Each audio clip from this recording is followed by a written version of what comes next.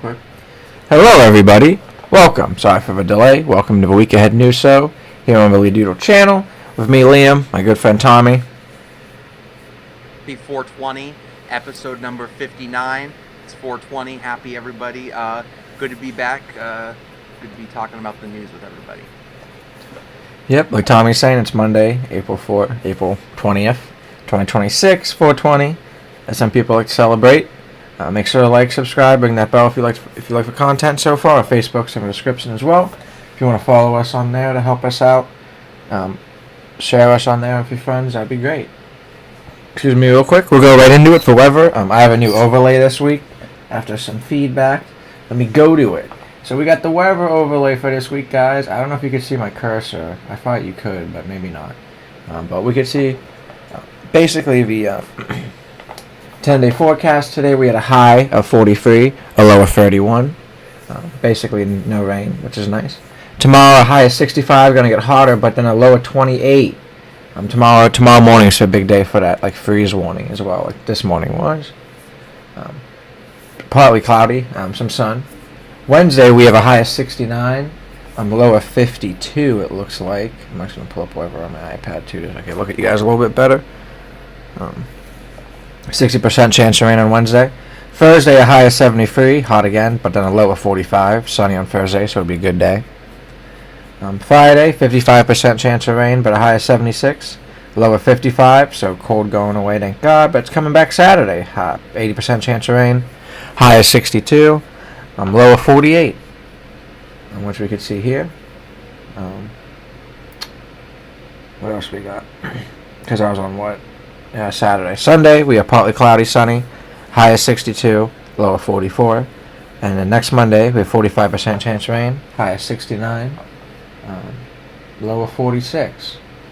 Right now, the moon, we see it's at waxing crescent, 17% illumination. Next moon set is at 12:40 a.m. And a moon rise is at 8:21 a.m. The next full moon's in 11 days. And we can see sunrise right here as well. We don't have any precipitation. I'll show you guys this map, but nothing going on here in Youngstown. Our sunrise for today. Our first light was at 6:06 a.m. with sunrise today at 6:35 a.m. Sunset today was at 8:08 p.m. Very late. Last light. I'm gonna sneeze real quick. I'm gonna mute myself.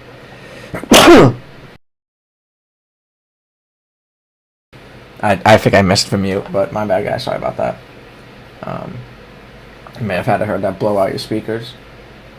So total daylight today about 13 hours and 32 minutes because last light was at 8:37 p.m. So good daylight, even though with a little bit of a freeze warning going on right now, like we see right here as well. That's going on until about 10 a.m. tomorrow. So be ready for that. Let me switch screens real quick and go back to us, Tommy. You can go on to stocks. We have stocks above us for the day. I'm going to make sure I refreshed that too, actually, because I know I refreshed it a little bit earlier. Looks like minor losses for everything except for Russell. Russell was a 0.6% gain for today, and Tommy will go over the last 5 days. Yeah, so stocks for the last 5 days. Everything's up. The Dow's up 2.42%. S&P 500's up 2.88%. Nasdaq's up 4.60%. So some mild gains over the past 5 days, and it will be interesting to see how that unfolds. How that unfolds with the stock market and the war. Agreed, and how oil prices are and everything with the straight. It'll be interesting to see what happens. I can go on to a funny topic, which is it's been happening the last the last month. Or really since the government shut down too, which I think was like 2 months ago when it started. With all the ICE stuff, but TMZ is basically exposing politicians like celebrities, and I think that's funny. Over the past week, one of the most unexpected and honest surreal developments in U.S. politics is a growing role of TMZ, a brand historically known for chasing celebrity scandals and paying people money for getting photos of celebrities. They were now offering it for photos of politicians, especially during the government shutdown when they were going on vacation, and especially now for summer coming up. I'm going on vacation. You probably said And politicians, a lot of times it's in off-duty moments too, vacations, luxury outings, or casual settings, to kind of see how much they actually aren't working on their jobs, especially when these moments clash with what's happening in Washington. So it's interesting. We've seen a lot of lawmakers reportedly being spotted, relaxing or traveling during periods of government tension, like we talked about before, but legislative a good luck during the shutdown. I kind of think that's funny. It's kind of cool too to see because like that could be an everyday person thing. A lot of times like TMZ you have to be in like Hollywood or New York City to get like make TMZ money. I bet because that's where a lot of celebrities are for like movies and TV shows.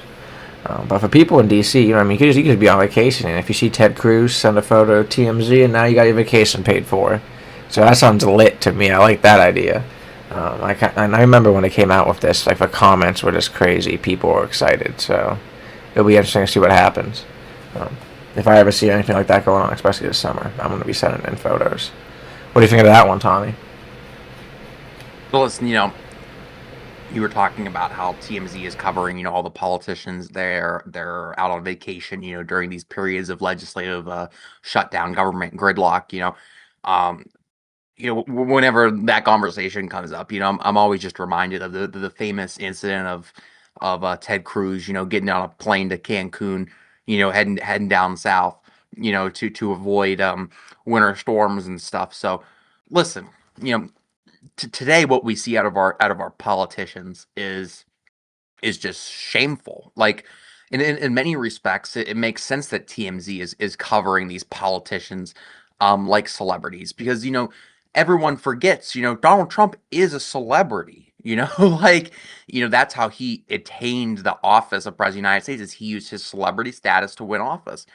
So unfortunately, we have a lot of very unserious people in office. We have a bunch of we have the Kardashians in office. We have the Trumps in office, essentially, who are deeply, deeply unserious people. They don't understand. They don't understand the economy. They don't understand national security. They don't understand much of anything other than just enriching themselves. So in some respects, it makes perfect sense that TMZ is covering Donald Trump like the celebrity, like the stupid celebrity that he is. Like it's just in some ways it is fitting.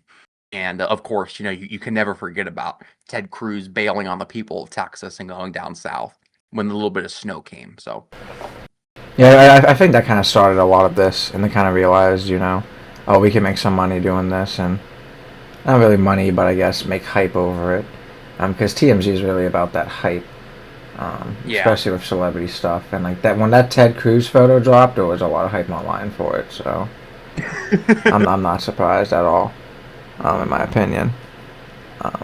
That's really it for me. I kind of hope they keep doing this, especially for summer stuff. If more, if we have more issues, because I know Homeland Security is not fully funded.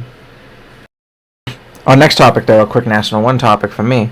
We kind of been talking about it throughout the show on past episodes. It's about how appeals court allows for White House ballroom construction to resume. Last time we talked about this, it was about how construction stopped, but over the past week, one of the most unusual legal and political battles in Washington right now has centered around Trump's massive and controversial project, construction of a new White House ballroom. According to a news report from CBS News, had TMZ in my head, a federal appeals court has now allowed construction to move forward for at least the moment. At the center of this story, roughly around $400 million ballroom project backed by the Trump administration, a lot of private donors. It would dramatically reshape part of the White House complex. The plan involves building a large, roughly 90,000 square foot event space on the former site of the East Wing, which was previously demolished to make room for the project. It's not just a construction story; it's a legal fight that we've seen so far back and forth between courts. As I was reported on before, initially a federal court judge blocked much of the project, especially above ground construction, arguing that the administration likely did not have the authority to move forward without approval from Congress for a project that big. That ruling effectively froze major parts of the build, but allowing limited underground work tied to national security to continue, because I believe they were kind of like building bunkers underneath this as well. I think Trump talked about that as well, actually. The administration quickly appealed this decision, and that's where the latest development came in. A three judge panel on the federal appeals court stepped in and temporarily paused the lower court's ruling, issuing what's known as a stay, kind of like with a dog in practical terms. That means construction can now resume while courts continue to sort out whether a project is actually legal, which is interesting to me. We'll see it kind of how it legally goes out as well. Because, like me and Tommy talked about before, I kind of feel like this really shouldn't be at the White House. Because, I mean, the White House is like supposed to represent, where the president lives. Having a ballroom in there kind of makes it look like a hotel with an event center. That is what Trump wants. It's what Trump's used to in his development side. But I'm not really for that, and I'm not really for a lot of the private funding. Like I talked about before in past episodes, you could have probably made it a little bit smaller and didn't have to go for all this private funding just to make it massive. And Trump's talking about how big he wants it to be, and it's just crazy. And like even parking wise, it'd probably be better to have that somewhere else in DC. We have better parking and probably better safety as well. On the other side, critics, including groups like the National Trust for Historical Preservation, argue that the project is legally questionable and historically disruptive. The lawsuit claims that the administration bypassed required approvals from Congress and federal agencies, especially given the significance of altering the White House grounds, which I kind of agree with. Like, it's how it looks and how you should have checks and balances. We talked about before, when they first halted it, Trump was tweeting, "Oh, it's security. Oh, this isn't safe. All this stuff. It's dumb." But I'm not surprised. It's just gonna keep going back and forth. I hope it never really gets built. But they already demoed the East Wing, so that's kind of sad anyway. Most of it. So, I mean, I'll either have to rebuild something there. So, we'll have to see if it actually gets built. What do you think, Tom? But legally, I'm not too surprised about the decision out of the appellate court. We talked about previously how a district court judge, a federal district court judge, enjoined the whole project, meaning that they prohibited them from, continuing on the project. I'm not surprised at all that the three panel court of appeals said that we're going to stay that district court ruling and allow construction to continue. That's pretty standard. That's fairly standard when it comes to cases like this, particularly in today's day and age. I guess what I will say about it, you mentioned you mentioned that the East Wing had already been demolished, so at least it wasn't it wasn't a stay on an injunction that then allowed the Trump administration to further destroy the White House. So yeah, so I would just say keep an eye on this story. It's going to work its way through the appellate process. Sure, construction is going to continue in the meantime, but that's not too terribly surprising given how the courts have been functioning as of lately. Yeah, but this is by no means the end of this story. The whole legality of it is still to be determined. All the courts is simply doing here is just allowing the construction to continue while they consider the merits of the matter. So keep an eye on it. We'll see if this is legal or not. I don't think it is legal. Congress has the power of the purse. They have the money they have the power to appropriate funds, and the president is supposed to execute on that. And it seems like that there is no sort of appropriation here, no sort of legal process followed. So the legality of it's going to make its way through the courts. We shall see. And in the meantime, construction will continue, which is not too terribly surprising. So. Makes sense, especially how Trump is. He'll fight anything. He don't care about money, so he'll throw it at it. Yeah. Courts like to preserve the status quo. And it becomes a problem. Like, so first off, you have to ask yourself, how do you define the status quo? Okay. So was the status quo, was it, the White House before it was destroyed? Before it was demolished? Was that the status quo when nothing was going on? Or is the status quo, they were working on it and now it's stopped, so we got to let them keep working on it? So there's a variety of different ways to look at this. The way courts, look at injunctions and staying injunctions. It's a whole area of law, but at the end of the day, it's not too surprising. what happened. Interesting. I saw like like appeals. Another quick side topic with Ohio. There's been like what judges appealing a lot of like those new weed laws. Quick 420 topic. But looking up, a lot of it's like in certain counties. So there's been like a TRO or a temporary Yeah, restraining order on Franklin County, Sandusky County, yeah. blocking it for ban for right now. Especially Sandusky County, all those people in Toledo, they're close to um, Michigan. You know what I mean? That's a half an hour drive less for them, I bet. So, I mean, going out of state's probably they're used to it. The It's like a lawsuit. case. Mhm. Again, I'm not a lawyer or anything, but I do have a JD.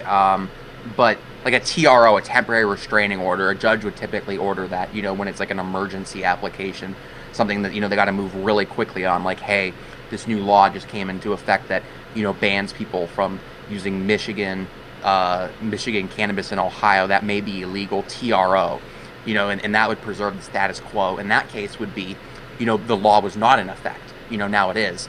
So it's just interesting, how you look at it and how the judges consider these types of things. Yeah, it says here they're also like doing lawsuits that argue Senate Bill 56 violate our single subject rule for legislation and conflicts with federal law regarding like the definition of hemp on the hemp side of things. Because they're being weird with Hmm. that. But they're saying like Dave Yost, who's a attorney general, has intervened pretty much, indicating that the state plans to still defend the law. I don't know, further hearing scheduled for late this Yeah. month. So that'd be a little interesting. It's a quick topic on that. Look that up a little bit. Because we talked about it a little bit before in the past and just how it's keep going back and forth. So it'll be interesting. And Before sometimes we go it's into, like businesses too. Like they'll pick for businesses that they just can't like get messed with too much. But sorry, what were you gonna say? I was gonna say, continue. I was gonna do my Iran war update. That works. Thank you, Tom. Uh, yep. So I don't have anything prepared today. It was a very very busy day today. Out on the campaign trail, but Um, but I did want to provide everyone sort of a brief, off the cuff Iran war update. That's some famous last words coming from me. Um, okay, so as we talked about previously on last week's show, there was this blockade that was being put in place by the Trump administration to stop Iranian flagged vessels from going through the Strait of Hormuz. Last week, the peace talks had derailed. The ceasefire was very much in question, and now we fast forward to today, and things are just sort of slowly marching forward as we approach the deadline to this ceasefire. So as things stand right now, as I speak to you, and this could definitely change. It could change, by the hour. Um, right now, it is still very much up in question if there will be a second round of U.S. Iranian negotiations is in Islamabad, Pakistan. That's still very much up in the air. From what I'm seeing, some analysts seem to believe that there will be a second round of negotiations, just simply because the Pakistanis are putting significant time and energy and resources into facilitating such a high level diplomatic talk. But all of this is in question right now, because the United States actually did enforce the the um, the blockade on the Strait of Hormuz. And like I predicted last week, the blockade, certainly did not open the Strait of Hormuz like I predicted, but it did certainly, further shut it down and block Iranian access to it.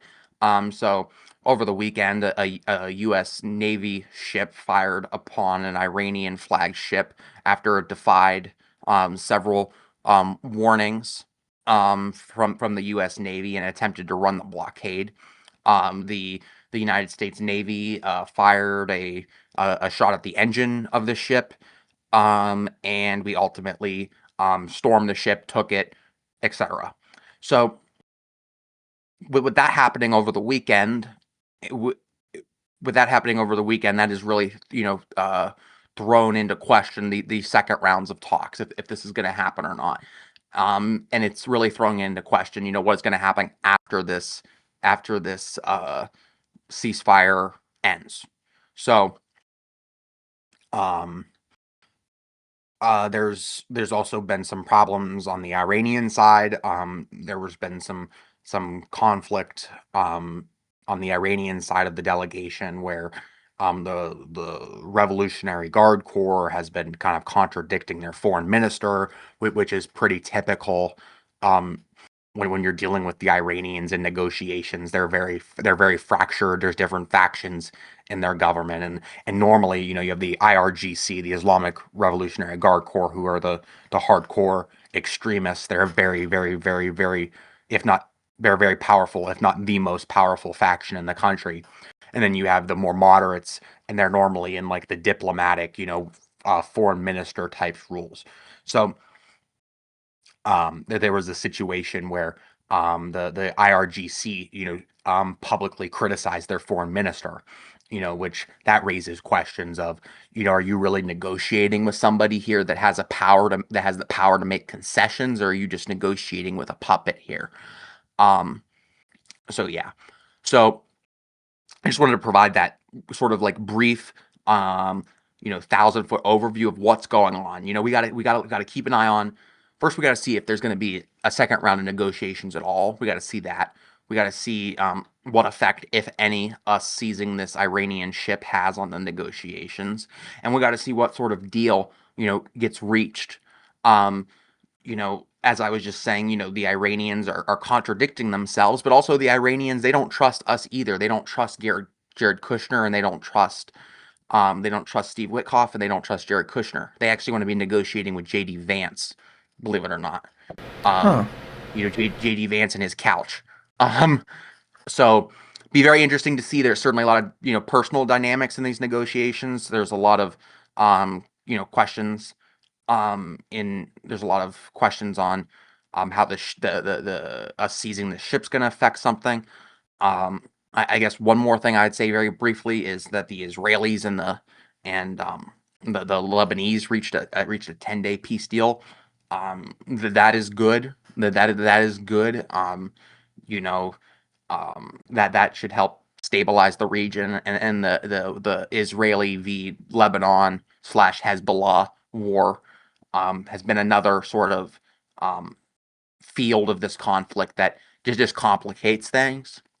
So with the ceasefire being in effect there, that's seemingly good if it holds. So just sort of like last week, these are some of the developments, and yeah, we'll have to see how everything plays out. And I did this all without notes. So Yeah, thank you, what do Tom. you have to say, Appreciate Luke? that. Yeah, those updates are interesting. It's kind of funny how did Robert talk with JD Vance. I don't know why. Maybe it's just how the talks with Kushner have been going, or how they feel about Kushner, and maybe they Well, feel like there are better opportunities with Vance. so JD, it was reported by the New York Times that JD Vance was the only person in the Trump administration that pushed back against this war to begin with. Mm-hmm. Okay, Mm-hmm. so there's that reason that they want to negotiate with JD. Also, the Iranians, they don't trust Jared Kushner and Steve Witkoff, because they were negotiating with them as this war started a month ago. You know what I mean? So they were talking to Jared and Steve Witkoff, and then 2 hours later they're getting bombed. Like, so that's kind of why. Makes sense. Agreed. Okay. Yeah, we'll have to update everyone. Keep it week by week. Appreciate that, Tom. Good overview of that. Keep everyone updated. I'll go into our first local topic. I guess I only one for night. I know a quick episode today for 420. Everyone have a good night. Hee hee. Thank everyone for stopping by as well. Insight Hospital in Warren, there's talks of returning. It's one of the biggest ongoing local stories in the Mahoning Valley right now. The uncertain future for the Insight Health System and whether it will return to operate hospitals in Trumbull County. According to the latest reporting, there are early, limited sites of life, but no real progress we've seen physically yet. Nearly 3 months after Insight gave up its license to operate its main facility in Warren, Ohio, the company has begun preliminary discussions with the Ohio Department of Health about possible reopening, but officials stress that these talks are still minimal and there's no concrete development or timeline to report. They need to get a timeline going. If they were serious, they'd probably already have a timeline going. At the same time, Insight is also negotiating behind the scenes with Medical Properties Trust, which owns the hospital buildings themselves. These talks are focused on capital improvements, essentially who would pay for the upgrades and restore facilities if operations to resume. I guess it's kind of weird. I guess if you're a business and you're renting from somewhere, you know what I mean? It's like the landlord tenant argument. This matters because reopening isn't just a regulatory issue. It's also a financial and infrastructure challenge for these companies. Sorry. It's also a financial and infrastructure challenge. To understand how things got here, you have to go back over the past year, which we've talked a lot about, basically every time about this, so updates. Insight officials stepped in a potential solution after the collapse of Steward Healthcare, taking multiple facilities in the region. At one point, there were optimism that the system could revive local hospitals and restore healthcare access. I mean, whenever Steward sold to Insight, they sold a lot of buildings they already had too. They would have like oncology and like cancer radiation places. I work by one in Boardman that are closed down. But the optimism didn't last. A combination of financial problems, partially tied to missing Medicaid payments, and regulatory issues, forced Insight to shut down operations across from Mahoning Valley in March 2025 of last year. Even after reopening later in the year, the system ran into further issues, including a critical state of health report and the threat of losing its license, which ultimately led to another shutdown. By January 2026, Insight formally surrendered its license, leaving the hospital closed and further uncertain. Probably just so they wouldn't get fees and actually like have issues of getting a license in the future. If you're not gonna pass, just give it up. Now, fast forward today, the buildings remain empty, and that's becoming a growing concern for local leaders and medical professionals. I think there was a break-in we talked about. Yeah, we did a couple months ago as well. That may have been 6 months ago as well. Officials say that facilities like we've seen, especially places like Hillside Hospital, I think that's a place that got broken into as well, store modern, functional, and valuable community assets, but they're sitting unused. That creates both a healthcare gap and economic issue for the region for workers, and notably, not everyone is willing to wait around for Insight to come back. Trumbull County Commissioner Rick Hernandez has indicated he's actively exploring alternate healthcare providers, even if Insight continues its early stage talks. Because of confidentiality agreements, those potential partners haven't been named, but the message is clear. The county is keeping its options open. There's even a sense among some officials that a better long-term solution could emerge if another provider steps in, and maybe that's true if that's how capital is and how money is. A lot of times these are just hedge funds or private money putting in together. So it'd be interesting. Right now, Insight's possible return is uncertain and far from guaranteed. In my opinion, they probably never will reopen. They'll probably sell and then have someone else come in and probably do the same thing. There are ongoing conversations, but no firm commitments, no reopening dates, and no clear plan. At the same time, the local leaders are pursuing other avenues, meaning Insight might not be the only or even preferred option moving forward. So we'll see what happens with this one. We do need healthcare in this area. Warren, we do have St. Joe's, not really the best. ER wise, the better at other things, but like this how like ERs are rated. Trumbull was way better, so I'd much rather see multiple hospitals too. And Warren's so big, it'd be nice to have one a little bit closer to the Niles area, the Broad area as well. What do you think, Tom? So, I concur. We need another local hospital in here. We need investment into our hospital systems, rural hospitals, et cetera, et cetera, et cetera. Of course, we need another provider in Trumbull County. My big takeaway of this is, where are our leaders at? Um, you know, where's Dave Joyce? Where are commissioners in this fight? I understand the article, said that, Rick Hernandez, said that he's looking at other options and stuff. But, keep in mind, this is the county board of commissioners, that still hasn't, put a coroner in a proper office, that still hasn't, Very true. fixed the 911 center. They're a do nothing board of commissioners, you know? So, the sad thing is, and what I really take out of this story is how our county Republican officials seemingly abandon us. They seemingly they don't have the time, they don't have the time, or they don't have the willpower to actually be advocates for Trumbull County. Um and we've seen that in with Insight. We've seen that with all of the various different renovation projects that need to be done in the county. Like I said, the dog pound, the 911 center, the coroner's office. So it's just disappointing to see that our elected officials, seemingly don't know how to do anything in a timely manner. Um, yeah. So Agreed. again, hopefully we can get another provider in the region that can provide high quality medical care to the people of Trumbull County in Northeast Ohio. But I wouldn't expect our Republican commissioners to be pushing for it too hard because they don't seem to know how to push for anything. And, they don't know how to push for a 911 center. They don't know how to push for a dog pound. So maybe they'll schedule another committee hearing on it or something. But at the end of the day, the fact remains, we need good high quality healthcare in this region, and the fact also remains is that our elected officials have let us down. So that's all I have to say about that. Agreed, Tom. Especially just like you're saying, how mismanaged everything is at the county. I don't really trust anything they say either, but it's really these private companies too that are gonna come in. Not nothing will be that good. So really, it's kind of just like a weird circle that's happening here in the county and here in Warren. So sad to see that happen, but hopefully we could eventually get good health care. You could get like UMR or someone from Pitt or Cleveland University, Cleveland Clinic to buy it maybe. That would be amazing. That's really it for us tonight. We wanted a more quick episode for 420. Only 42 minutes, really probably like a 30-minute episode without our intro music. Hope everyone had a great night. If you enjoyed the stream, make sure you support us any way you can. That'd be great. We will be back here next week at 8:30 like we always are. This was Week Ahead News Show with me and Tommy on 420. This was episode 59. We'll be back here also Thursday for our Northeast Ohio Sports Show.